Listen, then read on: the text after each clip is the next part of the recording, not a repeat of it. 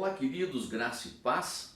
Estamos mais uma vez juntos para, através do YouTube, fazermos a nossa consultoria produzindo por 1000 homens.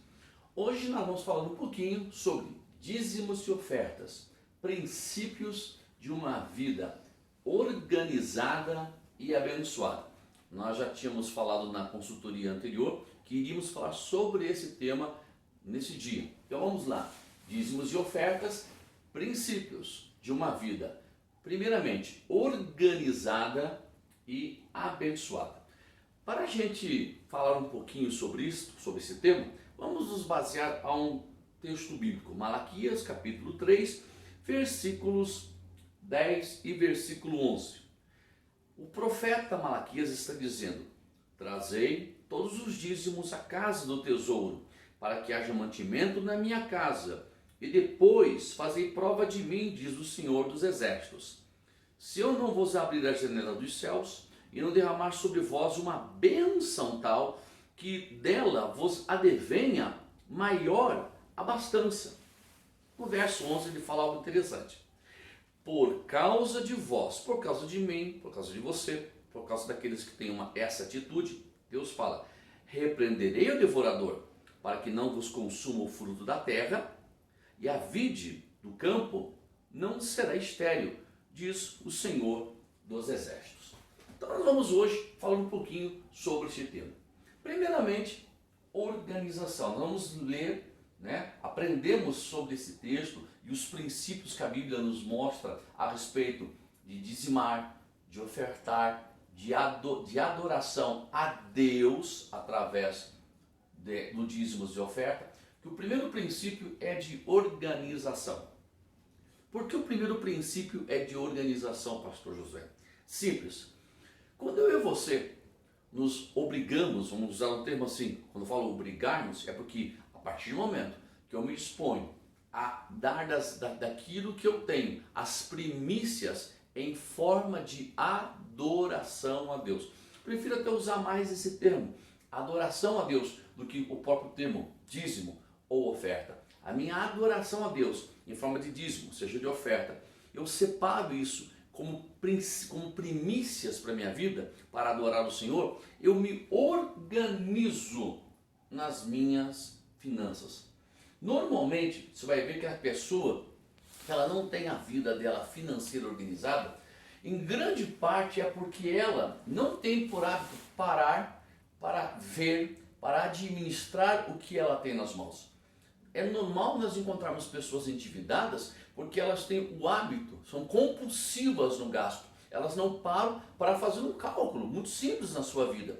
Quanto eu tenho, quanto eu tenho de compromisso em cima daquilo e quanto eu posso gastar. Normalmente as pessoas, elas têm, quando a gente aborda alguém e fala: você comprou isso, você gastou seu dinheiro nisso, a pessoa fala: mas eu ganho, lá um exemplo, eu ganho R$1000, mas ela não para pensar: não, você não ganha 1000, porque você já gastou, você tem uma dívida do mês passado de 200, do mês atrasado de 300, e então significa que você não ganha mais R$1000, você ganha 500, e ainda você tem os seus compromissos que diz respeito ao novo mês.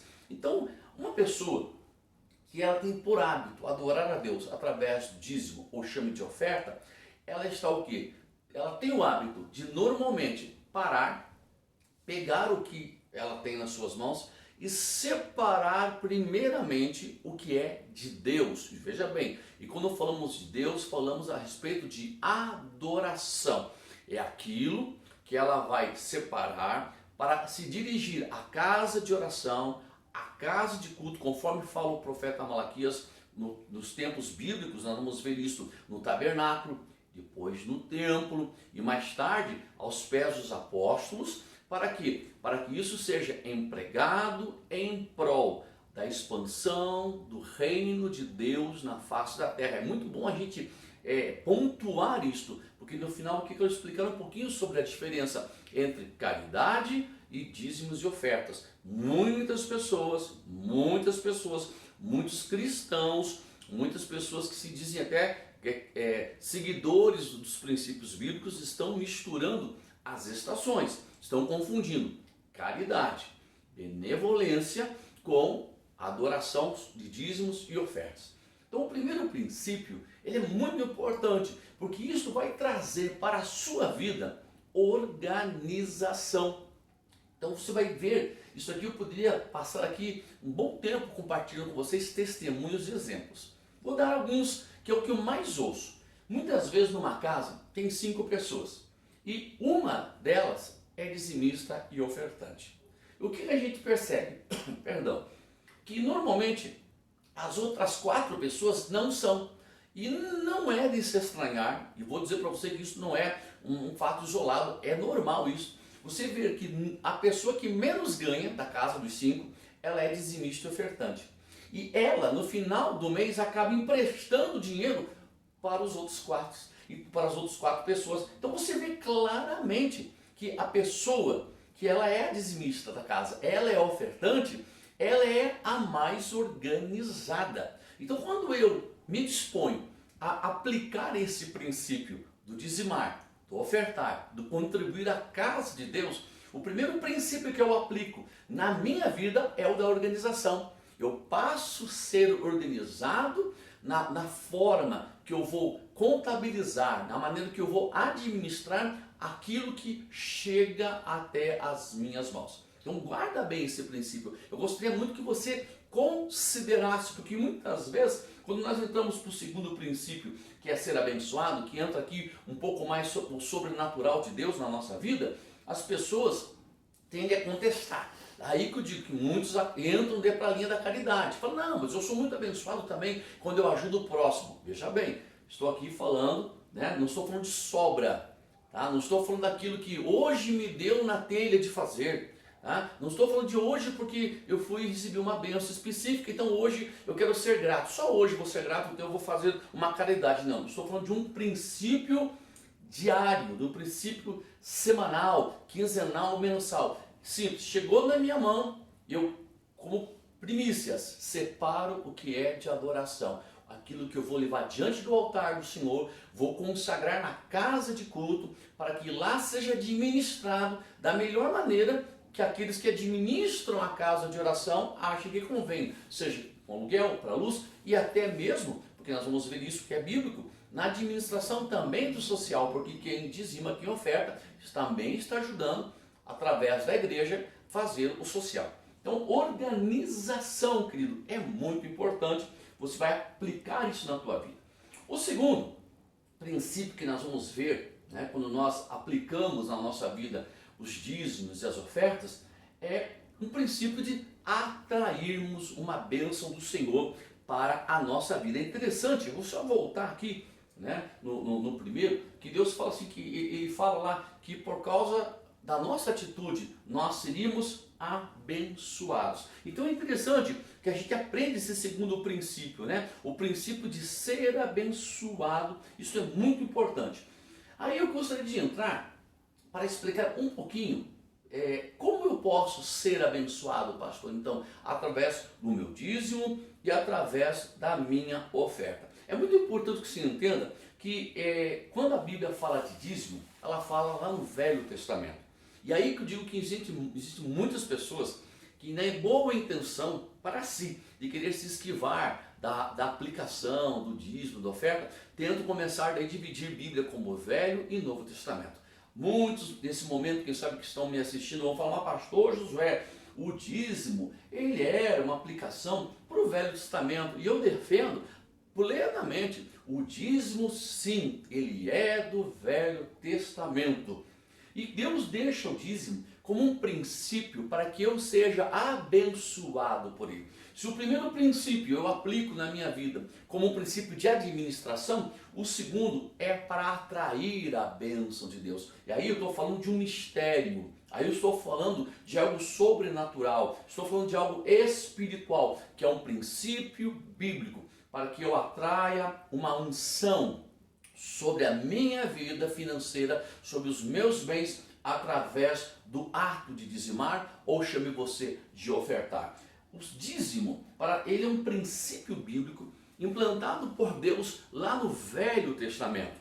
E aí nós vamos chamaria o dízimo de piso. É como Deus pré-estabelecesse, né, para o povo hebreu, foi um princípio dado aos hebreus, escute bem, ao povo hebreu, para que se eles quisessem atrair uma bênção especial para as suas vidas, eles deveriam honrar o altar de Jeová com os seus dízimos, levando assim aos sacerdotes para que esses consagrassem a Deus os seus dízimos. Nós vamos ver que muito antes, até mesmo de isso ser estabelecido como uma maneira de adoração através do tabernáculo, através do templo, nós vamos ver também no patriarca Abraão já uma predisposição de adoração a Deus. Então o dízimo, muito antes de ser uma obrigação da lei, ele já foi também uma atitude de amor de patriarcas, pessoas do passado, que antes mesmo de serem construídos o tabernáculo, ou depois do templo, ou mais tarde as sinagogas,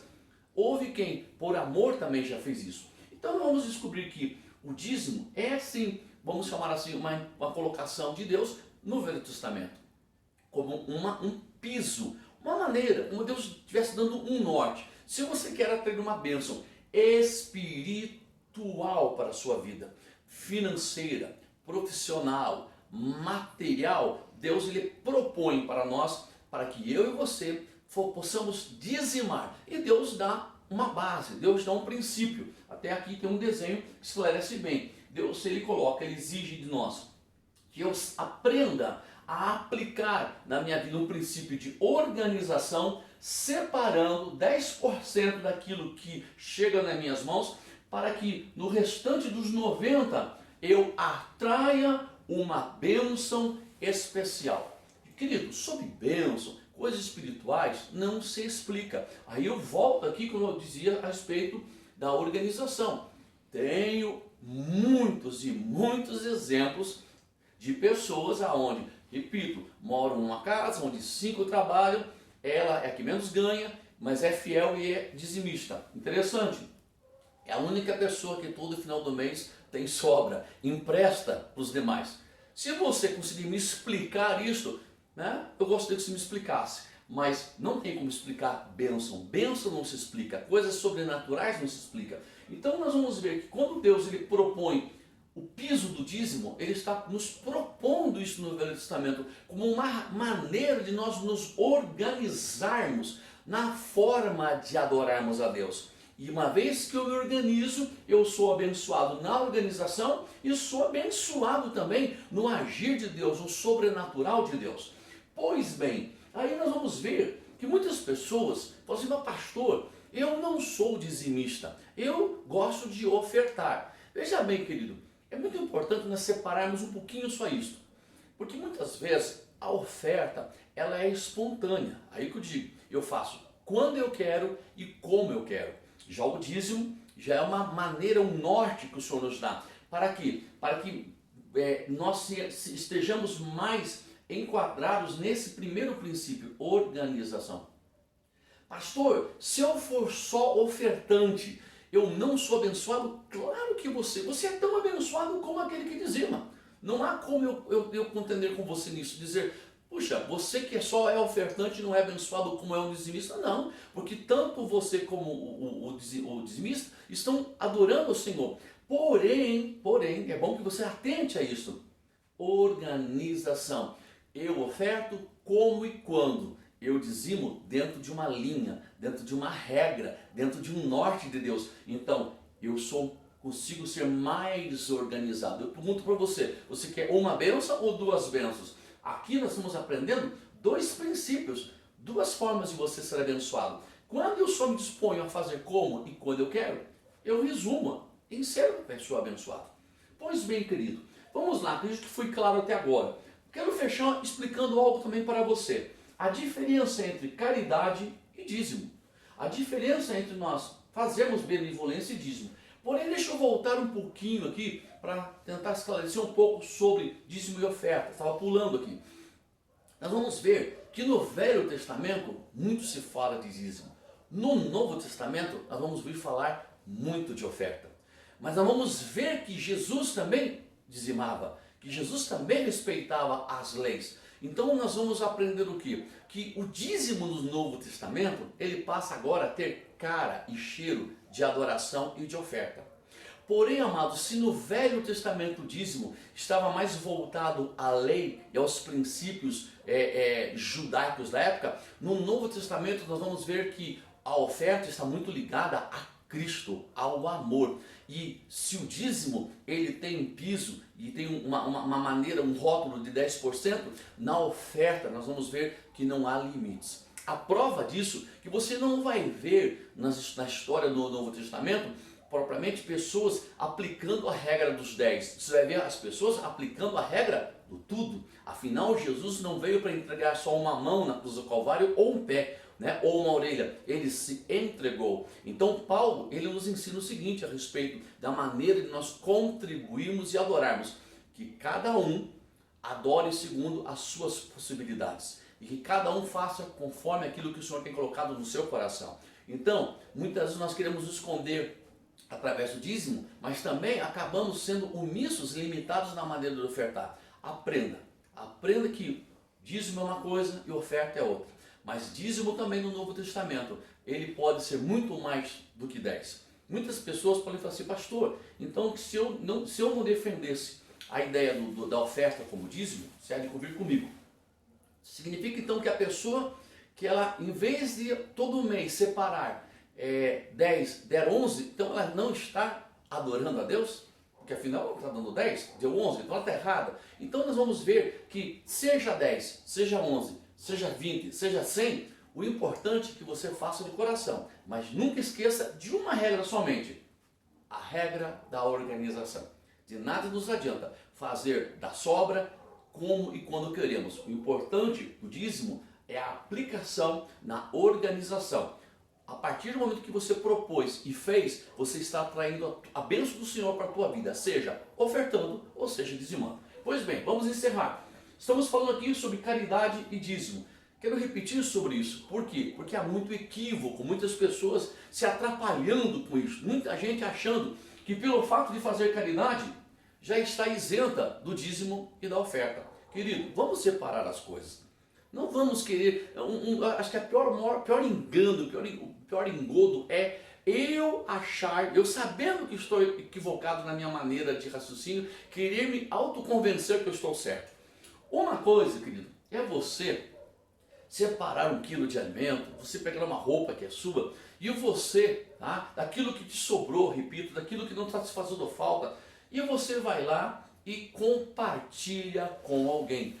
Louvado seja Deus pela tua vida, louvado seja Deus pela tua caridade, pelo teu amor, pela tua benevolência, pela tua compaixão para com o próximo. Isto é bíblico, ok? Fazer caridade é bíblico, cuidar do próximo agrada o coração de Deus. A Bíblia fala que Deus, ele olha para isto. Havia na lei judaica, tá, ordenanças e haviam ali regras a respeito do cuidado que o povo deveria ter com o órfão, com o estrangeiro e também com as viúvas. É muito importante isso. Porém, nós devemos entender que outra coisa é o dízimo, que é a minha adoração a respeito no altar do Senhor. Isto aqui eu faço em casa, no portão da minha casa. A caridade eu faço no portão da minha casa, eu faço na minha esquina, eu faço no meu bairro, eu faço em qualquer lugar. Isto aqui, querido, é o altar, né? Isso aqui eu aplico aonde? Na igreja que eu elegi para como o meu lugar de culto. Isto aqui eu aplico no altar da casa de oração que eu me intitulo membro, parte integrante. Para quê? Para que haja uma manutenção. Muitas pessoas fazem a caridade e querem dizer, mas eu sou da igreja tal, eu faço parte do rebanho tal. Por que você, em vez de fazer caridade com o dinheiro do teu dízimo, não faz caridade com o dinheiro do clube que você frequenta? Vai lá no clube, pega esse mês, vou te fazer um desafio. Pega o dinheiro do clube que você frequenta, ok? Vamos lá, usar esse exemplo. E pague 1, 2, 3 meses, tira o dinheiro do clube que você frequenta, dê cestas básicas e quando você for passar na cancela, chegue para a pessoa que está lá cuidando e diga assim, olha, eu não paguei o clube, mas eu dei os 3 meses do que eu paguei meu clube, eu dei tudo em cesta básica. É igual aquela pessoa vai dizer assim, olha, muito bonita a sua atitude, é louvável a sua atitude, porém uma coisa não vai justificar a outra. Eu pergunto para você, como que fica a água da casa de oração? Aí eu estou me dirigindo a você que faz parte de uma comunidade, de uma igreja, de qualquer tipo de templo religioso. Isso aqui não é só para evangélicos, não. Eu estou me dirigindo ao espírita agora. Estou me dirigindo a você, querido, que faz parte de qualquer tipo de casa de candomblé, aonde for. Você elegeu lá para um lugar de culto ao seu Deus, ao teu Senhor. Então você ali tem que ter um altar. Eu pergunto, qual é o nível de teu vínculo de fidelidade ao teu Deus através dessa casa que você se intitula fazer parte desse grupo de pessoas? Dízimo é para isso. A luz, a água, os compromissos, porque muita gente acha que a igreja, né, é algo que não precisa de manutenção. A igreja é como uma empresa, ela tem responsabilidades. A igreja não é isenta dos seus compromissos. Nós não pagamos a luz com Deus abençoe, nem a água com uma oração. Então o dízimo, ele é para quê? Para a manutenção da sua casa de culto. Então, amado, vou dizer algo para você, muito cuidado, porque aqui tem uma bênção e aqui tem outra bênção.